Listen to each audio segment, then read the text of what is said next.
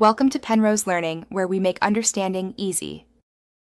In this video, I will explain how to adjust Dodge Durango headlights. Proper headlight alignment is crucial for safe night driving, preventing glare for oncoming traffic, and ensuring optimal visibility for you.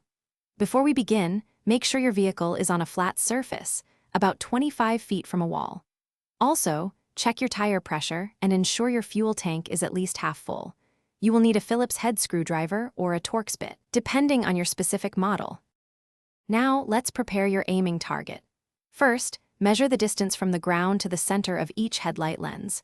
Transfer these measurements to the wall, marking them with horizontal tape lines. Next, measure the distance between the centers of your two headlights. Divide this number by 2 and mark the vertical center lines for each headlight on the wall, aligning with your horizontal marks. This creates a precise aiming point for each beam. With your aiming points established, it's time to adjust. Open your hood and locate the adjustment screws on the back of each headlight assembly. There are usually 2 screws per headlight, one for vertical adjustment and one for horizontal.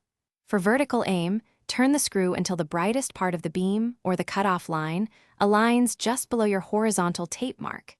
Then, adjust the horizontal screw to center the beam on its vertical mark. Make small, gradual turns. After making your adjustments, it is crucial to perform a final check. Step back and observe both headlight beams on the wall to ensure they are symmetrical and correctly positioned.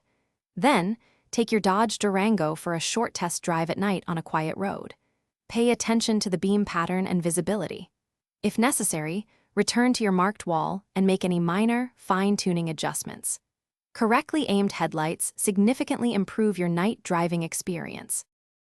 Thanks for watching. If this was helpful, leave a like and consider subscribing. See you next time.